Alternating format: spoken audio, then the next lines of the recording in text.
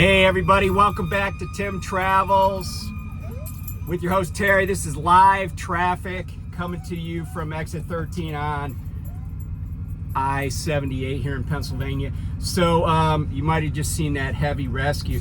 By the way, the Crontos flatbed truck needs to get the fuck out of that apparatus's way. Yeah, so there's something going on east of me on 78. So I'm at exit 13. Just to give you an idea, the Flying J is back west at exit 10. The Loves is at exit 23 in Charlottesville. So so far we've got an ambulance, a dude with blue lights on his pickup truck, a small rescue, and then that piece that just went by was a heavy rescue. So I'm predicting it's not a fire. I mean, you send those units to fires too, but I'm just going with that. That's my experience as a volunteer firefighter, talking right there. Okay, so I like to, I'm not going to do any history. This is going to be like a one subject video. And, I'm a soldier in the war against ignorance. And I've said that before, I like to tell people things. I found this out too, because I'm on the spectrum, right? And I saw this psychologist or a therapist or whatever on YouTube, and she's on the spectrum, or maybe it's a TikTok. But and she said the way autists show love to people is they tell them things. Like they tell them things that they find to be informative or important or something like that. Like they'll disgorge all the information instead of maybe sending a card or whatever.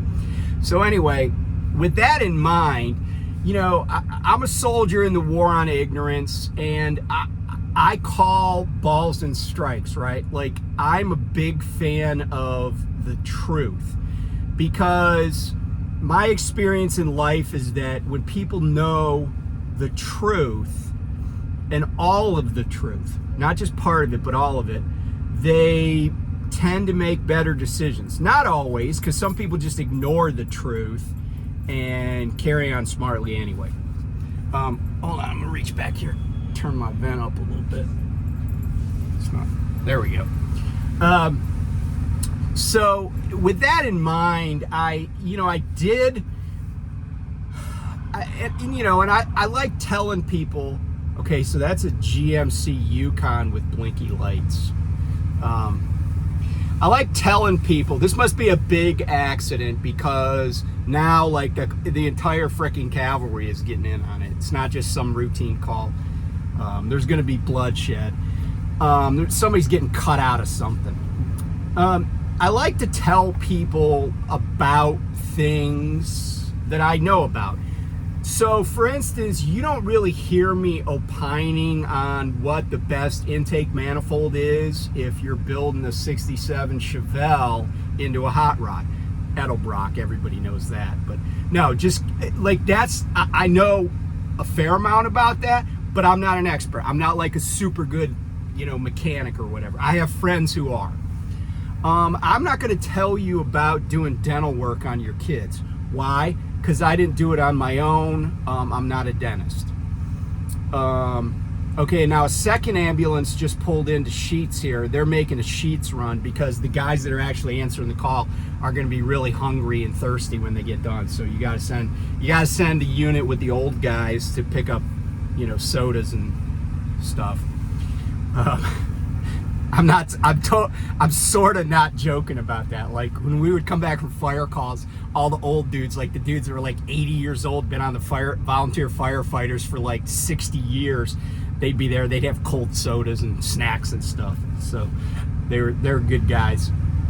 But anyway, so I tell people that stuff I know about. I know a little bit about trucking, right? I know about how corporations work. I know about the law. I know about the military, in particular the Navy. I know a fair amount about the Marine Corps. I had, my brother was a Marine, my dad was a Marine, but also I worked directly for Marines, and been around, did some joint ops and stuff like that over the years. So,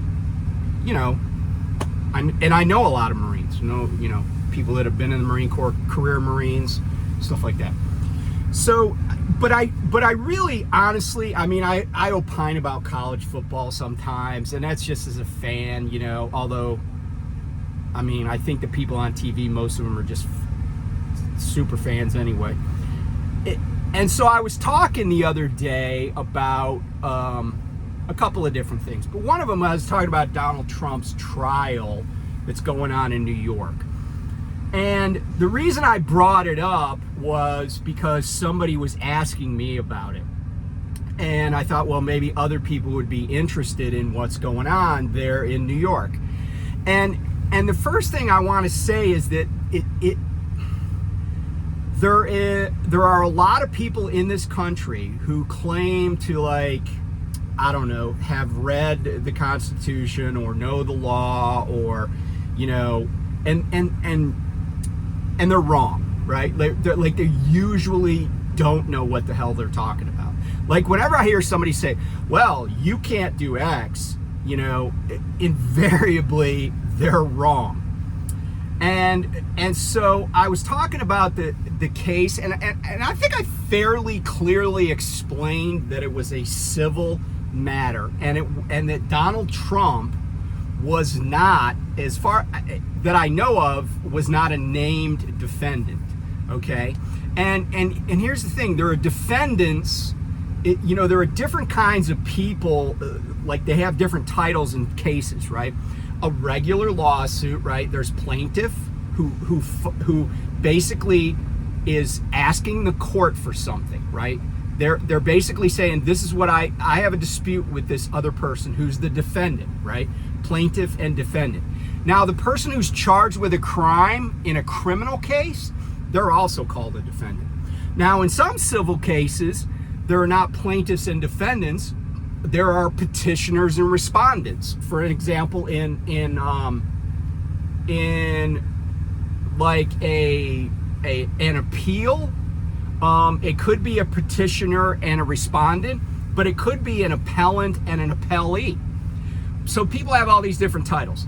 But getting back to what I was saying, the Donald Trump matter with the New York Attorney General, right, is a civil matter. And the judge, like I said, the judge has already ruled on some of the matters in the case. And you say, well, how could that happen? We didn't even have a trial.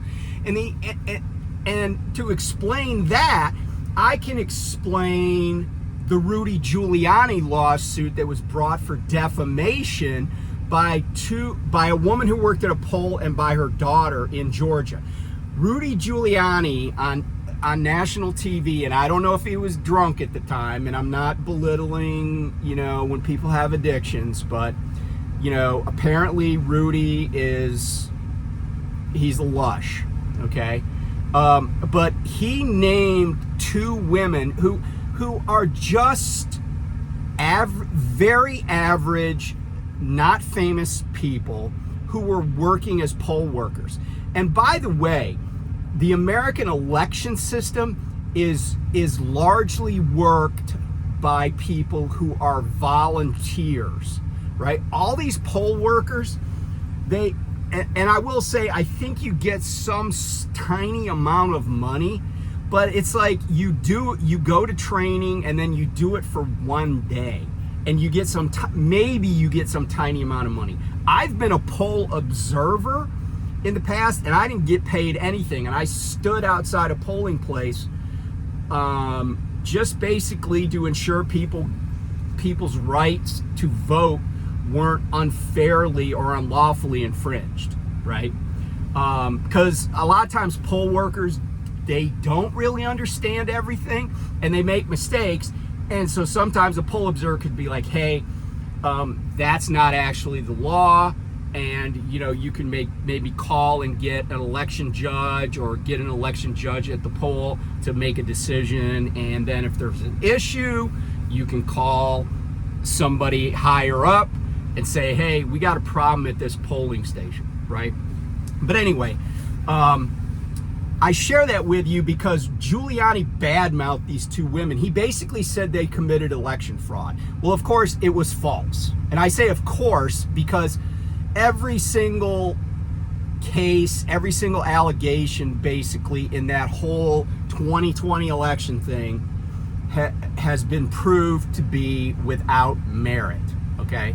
And when I say without merit, I don't necessarily mean every little scintilla was false, but no court in any state or at the federal level has found that there was something that merited some kind of remedy, okay? So he badmouths these women. They sue him for defamation because he basically said he called them criminals, essentially. And in the case, Rudy Giuliani has already lost the liability phase. It's not a criminal case, it's a civil case. He already has lost on the liability issue, and how he lost is because he failed to turn over material in discovery that he was obligated to do. And as a sanction for that, a court can order that the party who fails to turn over discovery loses. Like they just plain out lose the case. And just to illustrate that a little bit further, I had a case one time where I represented a plaintiff and we lost the case because we did not provide timely answers to interrogatories. And my client then, after we lost the case, she filed a bar claim against me, said I was a bad lawyer, said I didn't bring a settlement to her and all this stuff. And what I did to get out of the bar complaint was I basically showed that I had emailed her over and over and over, and I'm like, hey, and I don't want to say her name, but you'd laugh if you heard her name. But I said, look, we got to answer these interrogatories. We are, I have to get this. But see, I can't just answer these questions because interrogatories are answers under oath, right? So the client actually has to be like, yeah, that's what I want to say and stuff like that. And I warned her over and over again that we could lose the case if she didn't focus and help me prepare the answers to interrogatories, and then she would have to sign off on them. And so she didn't. And then I got the opposing counsel who had already told me that my client was a whack job. He was like, no, we made no offer. There's no merit to the case, right? And so that's how I got out of the bar claim that was dismissed within like a week. And we lost the case on discovery sanctions. Well, that's what happened to Giuliani. So now Giuliani is still going to have a trial, but it's only going to be for damages. And that's the same thing that's going on with Trump. Now, why do I bring all this up? Well, because I really wasn't making a political commentary. I was just explaining a process. And, you could say, well, Terry, how come you picked Trump? And the answer is because it's in the news, right? Like somebody asked me about it, and it's in the news, right? Like this stuff is in the news every day pretty much. So I could have gone to some case you never heard about and explained it, like I just did about the case that I had with a client. And this was a case where we sued an insurance company. I could have done that. But I was just trying to illustrate what was going on because there's so much misinformation. People are like, Trump is being tried. No, Trump is not being tried. And, I explained the sanction. I explained what the judge did. Now, and I have said that, but I would say this about anybody. I would have said this about John Gotti, right? Like John Gotti had a big fucking mouth, right? He helped bring down the mafia in, the Cosa Nostra in New York. Well, and nationally, right? Because John Gotti couldn't shut his frickin' mouth, okay? And, I don't think there's anybody, regardless of where you come from on this issue, that would be like, yeah, John Gotti he played it close to the vest. No, he was flamboyant. He ran his mouth. and it burned him. And so Trump is flamboyant, runs his mouth, and it's burning him. But here's the thing, right? Trump badmouthed the judge's clerk. Now, this judge is not on the Supreme Court. His clerk is this young woman she is a graduate of law school, so she's an adult, but she's still a young person. And she had a picture taken one time with Chuck Schumer at a political event. And I don't know if you've ever been to any of these political events where, you get your picture taken with the candidate, and oftentimes you have to pay to do that, right? But it's an assembly line. It's like next, next, next, and that's how it goes. And then they know who the person in the picture was. The candidate usually doesn't. And then they just send it to you and say, here's a remember.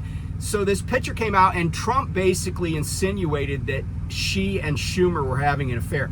Now, mind you, not that that would have anything to do with his case, but for him to attack a judge's clerk is really low. It's like, hitting on somebody's 16-year-old daughter, right? It's a shitty move. It's one thing, you hit on their wife, that's a shitty move, but, that woman's an adult. But hitting on their 16-year-old daughter, to me, that's what this is. It's just a pathetic, desperate move by somebody that, just anybody with decency just wouldn't do. You don't attack a judge. That's like starting a fight, but it's a fair fight. But attacking a judge's clerks, the clerks make very little money. And I have dealt with clerks, I don't know, hundreds and hundreds of times. Both courtroom clerks, who are typically employees of the court system, and with judges' clerks. And, they're just trying to do their job, right? And, I have no idea what the benefit of attacking a clerk is. But judges are usually really protective of their clerks. There's usually fairly, like I remember when Scalia died, and there were clerks of his. Well, first of all, almost all of his clerks were on the steps of the Supreme Court to kind of like render honors. But there was one clerk that couldn't make it, and I remember the dude was just like practically bawling over the phone, but he was on TV because he had a close relationship. Like, he knew Scalia well and personally, and it was like his grandpa died. So there's a close relationship between clerks and judges typically. So anyway, I just, I bring all this up to kind of set the stage. So I had somebody who I've met personally who commented, and he's like, hey, where's the victim in this crime? Well, first of all, it's not a crime. And he said that the DA was political. Well, this is not a DA case, right? A DA means district attorney. District attorneys involve themselves with criminal matters. So, for instance, Trump was charged with a crime related to the Stormy Daniels payoff by the Manhattan District Attorney. And by the way, it's Manhattan County. It's New York County District Attorney, but they call him the Manhattan District Attorney. He wasn't the original investigator, or his time as DA wasn't the original. It was Cyrus Vance Jr. or Cyrus Vance III. Anyway, that was the group that originally investigated it. Then the DA decides to pursue it. That's his purview, right? That's what prosecutors do. Fairly or unfairly, prosecutors oftentimes go after people, and then you got to fight it in court. I mean, it's a messed up system, and truthfully, the crime that Trump is indicted for in Manhattan, I'm not sure that's a really strong case, but that's that guy's business, right? DAs do that all the time. That's the American justice system, okay? And I didn't hear Trump saying anything about going after the Central Park Five. No, he just said, oh, they should be executed, when it turns out they were all falsely accused. So maybe Trump is falsely accused. But guess what? He gets run through the ringer. That's just how our system is. And it was cool when it wasn't him. and he wasn't sticking up for anybody. But this is not a criminal matter. So, but the answer is, who's the victim here? Well, you know, my answer to that is, just because a bank is worth billions of dollars doesn't mean that it can't be victimized by criminal activity. And here's the other thing that I want to focus on. All of the information, all of the evidence that has been introduced in this trial is evidence that Trump's organization created itself and that Trump himself signed off on. In other words, he is being hoisted on his own petard. He is not being held liable or incriminated or anything by something that came from an outside source. They just said, okay, here's all the stuff we collected, all his tax returns. Here's what banks told us that he said. None of this matches. It's apples and oranges, right? Why do I say it's apples and oranges? Because you can't say a property's worth, say, $10 million to a taxing authority and then turn around and say, you know, 6 months later that the property's worth $100 million to a bank, unless you can prove that it went up in value by $90 million, right? You have to have been lying to somebody. And that's the answer to who's the victim. Either the banks were giving him, because here's the thing, banks lend on risk and also how they can mitigate risk. So somebody that's borrowing $100 million is going to necessarily get a better interest rate than somebody that's borrowing $100,000. But if the property isn't worth $100 million, they would have never loaned at that interest rate. You're cheating the bank. And you're also lying about, you're not only cheating them on the interest rate, but you're lying about the value of the collateral. But let's take this down a notch. Let's talk about it in terms that I've dealt with. I used to represent tons of banks. I've represented Bank of America, Citibank. I've represented regional banks, Chrysler Motor Credit. I've represented mortgage lenders. And sometimes I would have people say stuff like, well, you know, why is Bank of America suing me for $4,500 on a credit card? Why is Capital One suing me for $3,000?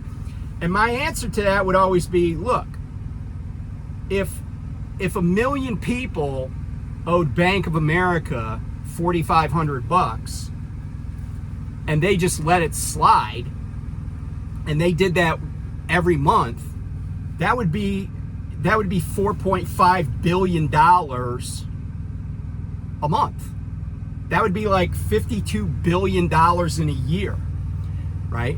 And that wouldn't be fair to the other people that still bank with Bank of America, because now Bank of America has to charge higher interest rates on other credit cards to make up for their losses. That's the first thing. The second thing is, you got $4,500 worth of benefit. And a lot of times it would be interest and penalties, but it's like, I didn't tell, because I used to be able to get people's credit card statements. I'd be like, I didn't tell you to go to a fucking porno bookshop.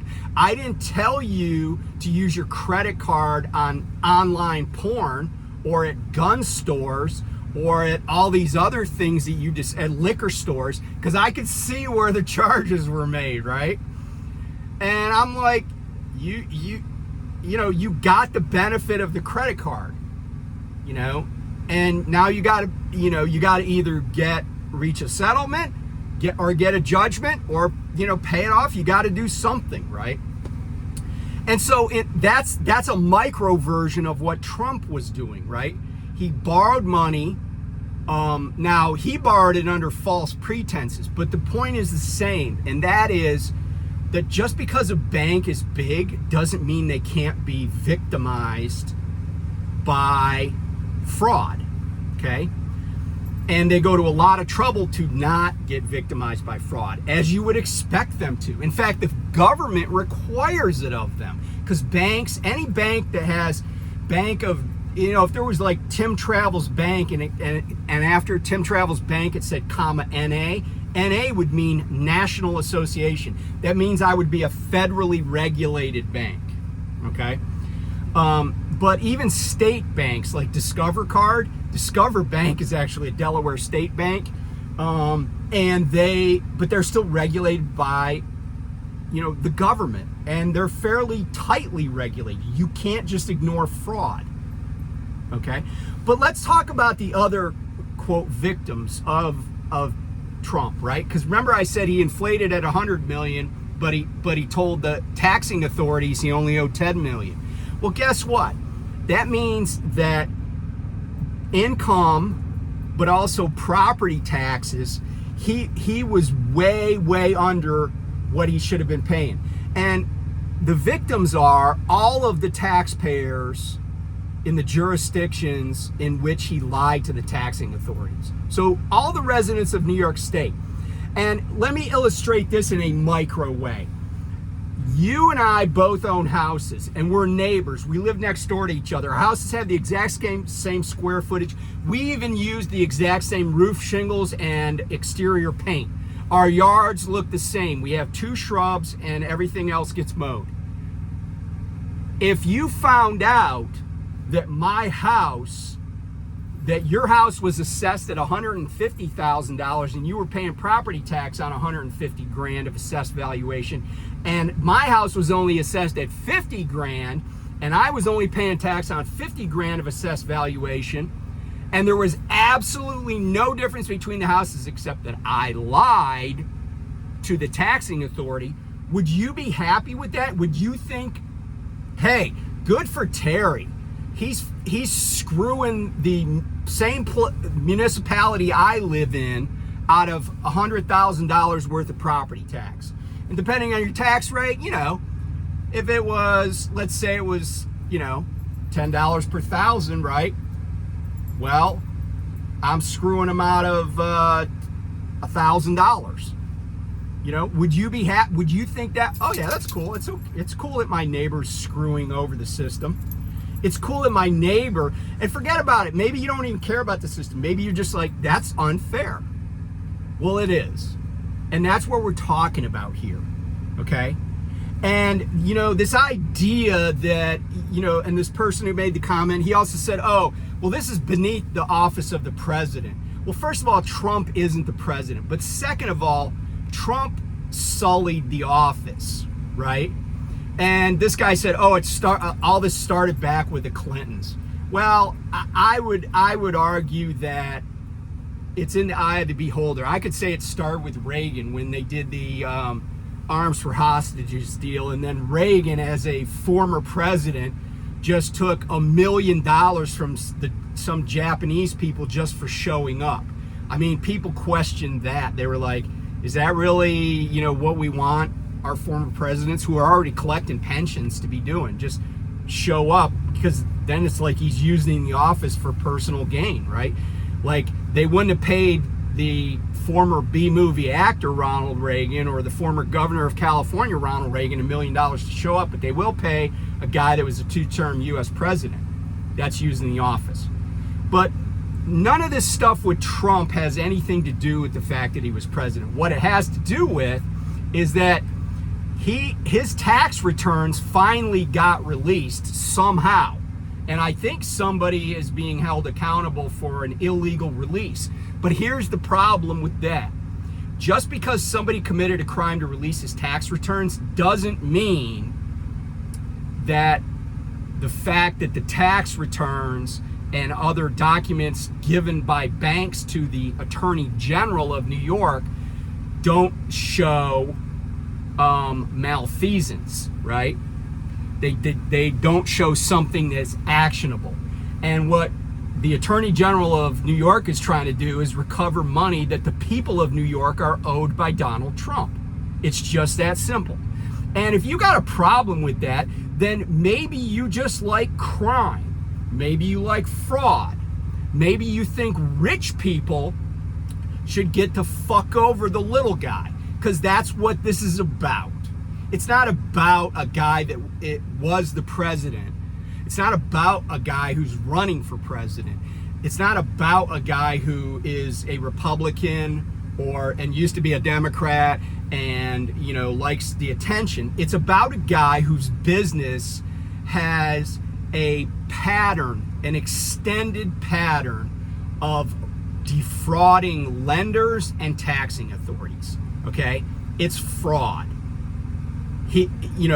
And if you think it's okay, then please send me your social security number, send me your birth date, send me your address, and we'll find out how fucking fun it is for you to get defrauded.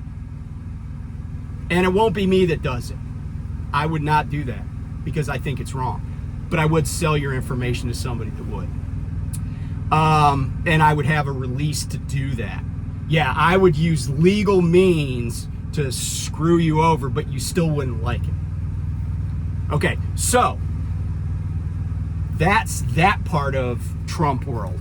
But I wanted to talk about another part because, as you know, if you watch this channel more than, well, I certainly don't talk about it very often, but I do have an opinion about the military. I have an opinion about veterans and stuff like that. And I don't think veterans are special, but I have certain standards that I'm never, ever, ever willing to compromise on. And, as I said, I call balls and strikes. I've told you that there are veterans that are bad people, okay? There are veterans that are bad people. Tim McVeigh, veteran, right? Bronze Star recipient, okay? Lee Harvey Oswald was a veteran. Charles Whitman, the University of Texas tower shooter, veteran. I know people that are veterans who have committed armed robbery, carjackings, murders, because veterans are just a kind of a microcosm of American society. There are veterans that are, drug dealers, any crime you could think of, there are veterans or service members committing it, including treason.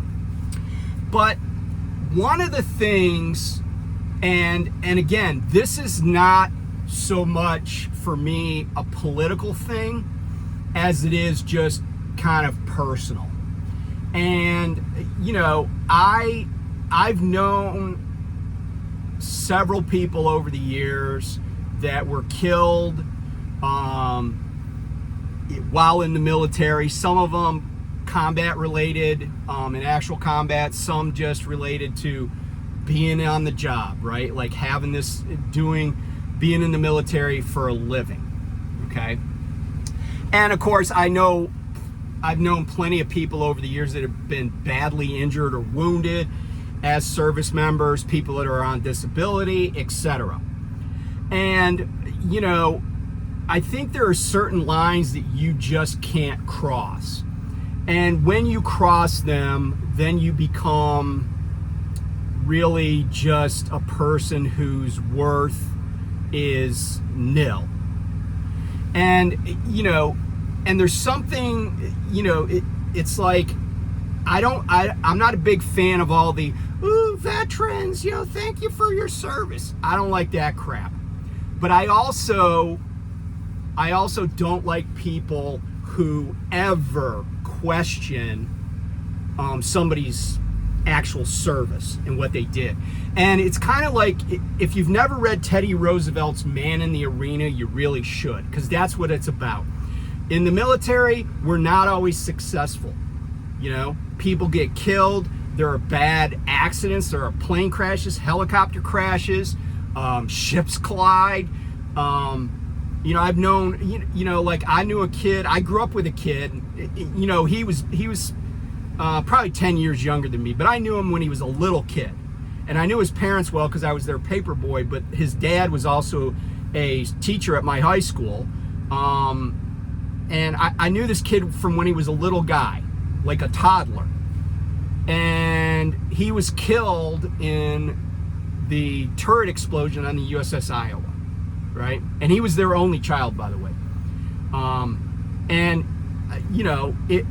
it just drives home the point that the military is a dangerous job 24/7. Like, the military does things that no one else does, and it makes it a dangerous job, right? And so with that thought, right, I feel like if you want to be the commander-in-chief, right, you want to be the president of the United States, you have to have, maybe you weren't in the military, and that's okay. Lots of people aren't in the military. But you at least have to get on the team. Because the commander-in-chief is in the chain of command, right? Like, you're not worthy to be the commander-in-chief if you don't support the people that you're over, right? Like, that's just that's a basic tenet of leadership. And, so not only do you have to support them, but we could argue about how much military support certain commanders-in-chief gave to the military over time. And I will tell you that from a perspective of a lot of people, it's not necessarily going to be who you think it is, right? But anyway, I've never really had a question about the commander-in-chief commitment to the military until Trump became president. And I had concerns even before he was elected, grave concerns. And by the way, this was totally any kind of like feelings of ambivalence towards the guy that I had were totally blown out of the water when he badmouthed John McCain. And I'm sure Trump has never actually read accounts of what guys faced as prisoners in the Vietnam War. I've met guys who were prisoners of war. I met Admiral Stockdale a couple of times, and I read Admiral Stockdale's book, John McCain's, what happened to him. I mean, he was permanently disabled because of torture. And, these were guys that were willing to serve their country. And so when Trump badmouthed McCain, I was like, all right, that's it. Like, and I got to admit, I was shocked and sickened that veterans would then line up behind Trump after what he said about McCain, right? But I didn't realize the amount of, like, just derision and the amount of distaste that Trump had for the military, because it was kind of weird. He surrounded himself with military guys like General Mattis, General Kelly, other people, and he pretended like he was a supporter of the military, although he tried to like fuck the veterans over when he wouldn't do this one debate.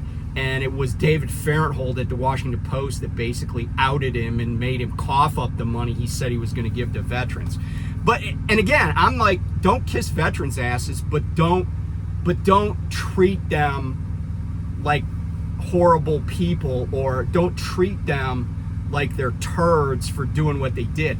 But so what happened is in 2020, the Atlantic magazine, which is a liberal magazine, okay, let's be honest, it's a liberal magazine, did this expose where they talked about how Trump has just contempt for the military. Like, he doesn't just not care for the military, he actually dislikes the military, like, and anybody who served.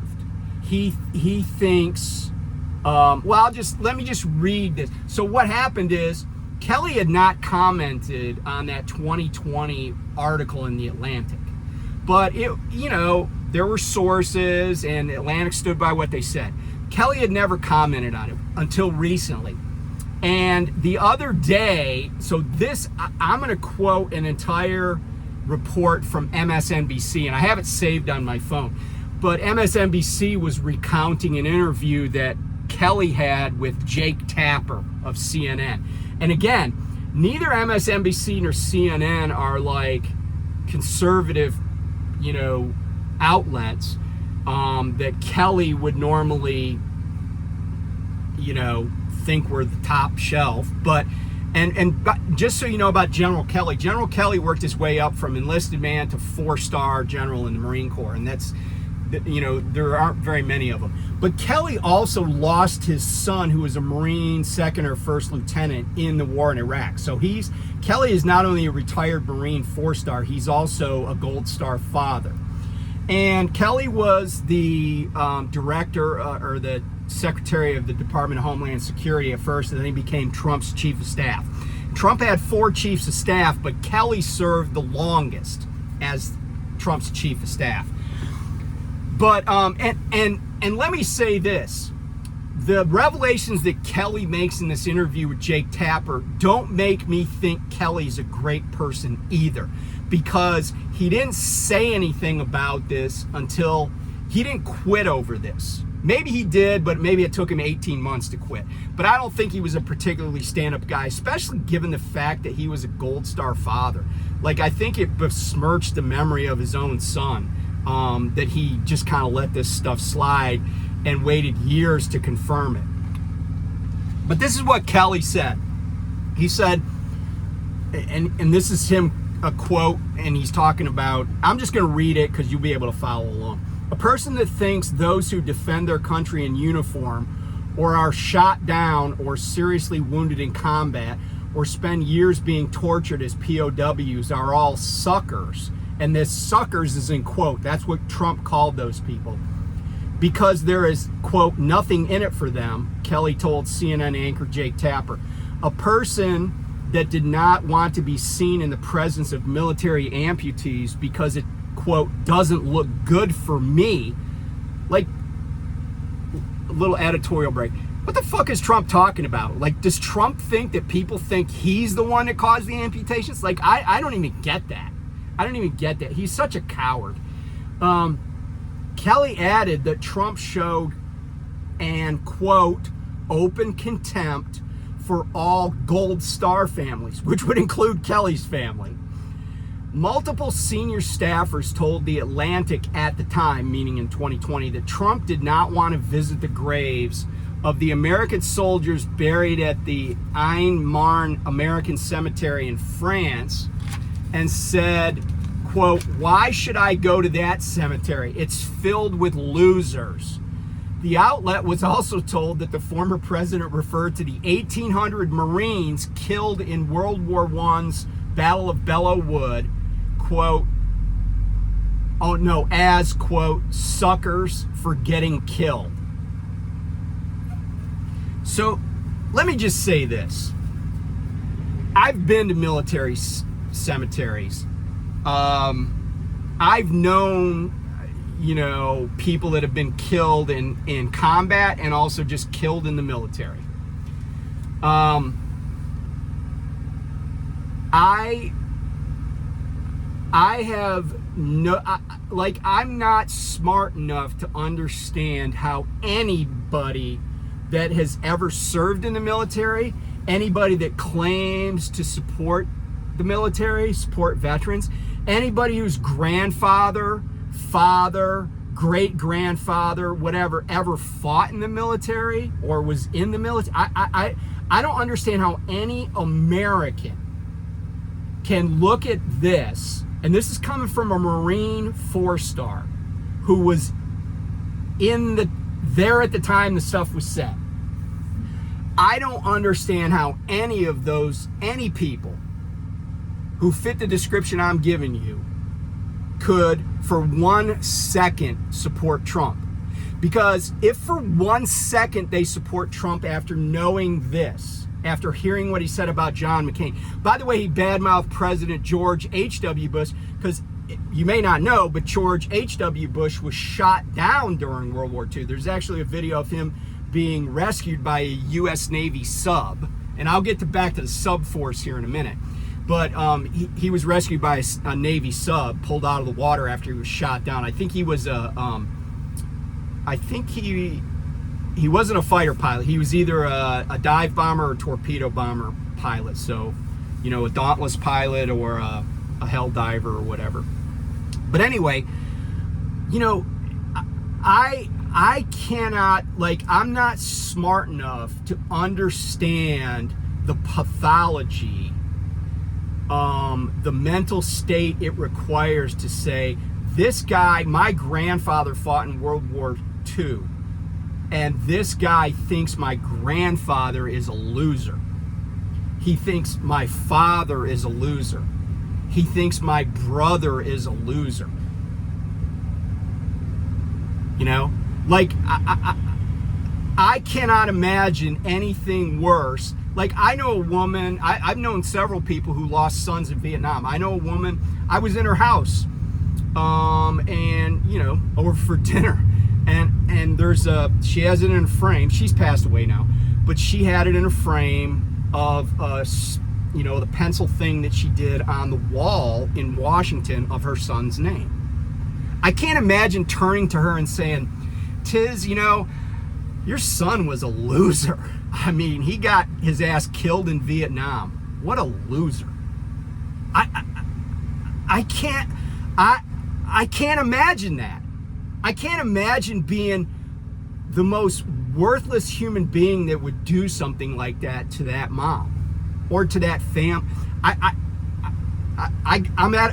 I'm at a loss for words, and that is seldom the case. It is seldom the case. But without regard to that, without regard to those gardens of stone, those rows upon rows of Americans who never made it home, who made it possible for people like Donald Trump's father to get extraordinarily wealthy in this country, who made it possible for a dirtbag like Donald Trump to get wealthy in this country. It just boggles my mind. And I don't sit here and go, oh yeah, I was able to go get a Diet Coke and Sheets, and, you know, I'm just grateful to the vets for that. But I do understand the big picture. But let me talk a little bit before I go, and I apologize if you've hung this long. I know it's been a long rant, but I felt like it needed to be said. And I'm calling you out. If you're a Trumper, I'm calling you out. You support a guy that's despicable. You support a guy that should be in prison. And I hope he is, and I hope he dies in prison. Just like I was talking about John Gotti. John Gotti died in prison. I hope Trump dies in prison. He's that despicable. He's that horrible of a human being to me. But let me also say this to anybody that's in the military and thinks Trump's a great commander-in-chief. Trump will treat your ass like you are Uriah. And if you don't know who Uriah is, Uriah was the husband of Bathsheba. And Bathsheba was whoring around with David. And this is all in the Bible. I know the Christians don't actually read this fucking book, but it's in the Bible. And what happens is David wants to cover up the fact that he knocked Uriah, or excuse me, he didn't knock Uriah up, knocked Bathsheba up. So what he does is he tells Uriah, you know, hey, you're going to have to go out, and he tries to get Bathsheba to sleep with Uriah so Uriah will come back from war and think his pregnant wife was impregnated by him, right? I don't know what he was going to do when the baby came out and looked like David, but that's another story. But so what happens is, and you guys know, you know, if you're a Trumper, you definitely read the whole Bible, so I know you know this. But what ends up happening is that because Uriah won't leave his men, he stays with his men even though he's in barracks. He doesn't go to his house. He stays with his men to prepare for battle because he's a good soldier. David then orders the troops to go out and basically abandon Uriah on the field of battle, right? And the term the Bible uses is withdraw from him. So basically abandon him, right? Like pull back so he can get surrounded by the enemy and killed. But I like to say murdered because it was by design, right? It was criminal, you know, negligence. So Uriah ends up getting killed because David basically opens his mouth and makes it happen. You don't want to be a Uriah, but if Trump's the commander-in-chief, you might end up being Uriah. And I'll tell you why. It was just disclosed today. And we already know Trump has mishandled classified information. He's been indicted for it. And it's not a question of whether or not he's guilty. I mean, he's going to have his day in court, but it's a pretty substantial case if you look at the evidence. But he has come out, and it's first source material from the person he told it to. He gave U.S. military secrets specifically about our submarine force to a foreign national. And, it is an extraordinary breach of security. The U.S. submarine force is one of the most elite group of individuals and equipment in the world. I can tell you that what I know, and I had a top secret security clearance when I was in, but I can tell you what I know about U.S. submarine force. I don't think I know anything that's classified actually, but maybe I do. But the U.S. submarine force is what we would call a force multiplier, but there are a lot of things that about the submarine force that are highly classified. And for a former president of the United States to talk to anybody about what he knows about the U.S. submarine force capabilities and capacities and abilities is treason. It's just because, and the reason I say it's treason and not just improperly handling secret information is because when you tell one person, you're telling the whole world potentially. And we cannot afford to lose our edge in any area. I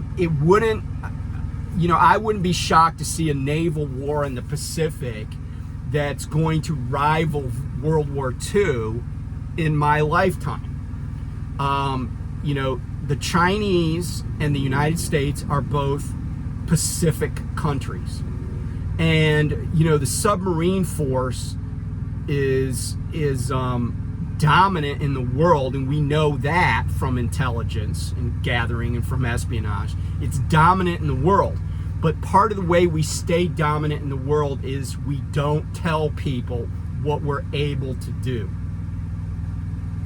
And, Trump is more willing to shoot his mouth off to a rich Australian businessman than he is to ensure the life of the average sailor from Goshen, Indiana, or Texarkana, Arkansas, or is that in Texas?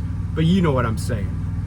And he is a mortal threat to our service members. He's a mortal threat to a lot of us for different reasons. And so again, if you're going to vote for the guy, I'm probably not going to change your mind because you don't care. You don't care about that kid from Goshen, Indiana. You don't care about that kid from, Pittsburgh, Pennsylvania that went to join the Marine Corps in 1916 and died at Belleau Wood. You don't care about any of those people. So, you get the country you deserve. But I regret. And by the way, please do not thank me for being a vet, because I'm sorry.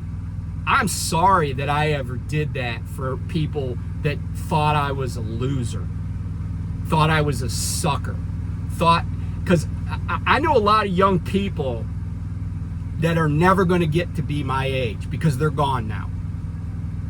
Veterans Day is coming up, and Veterans Day is important to me not because it's Veterans Day, not because I can get a free fucking coffee at Starbucks, but because there's a young man that was killed on November 11th, 2004 in Fallujah, who I knew when he was 18 years old. And I could still see his smiling face. And he wasn't a loser. He wasn't a sucker. He just wanted to serve his country. And he was a Marine officer. He was a second lieutenant, and he was killed in Fallujah that day, on Veterans Day of all days. And you know why he came to the Naval Academy and went to the Marine Corps? Because that's what his grandfather had done. And I could tell you that this kid could throw a football like fucking Brett Favre when he was in high school. And he didn't go, he came to the Naval Academy and played wide receiver because he wanted to be at the Naval Academy. He didn't want to go to San Diego State or UCLA or all these places that recruited him because he wanted to be a Marine. He wasn't a loser. He wasn't a sucker.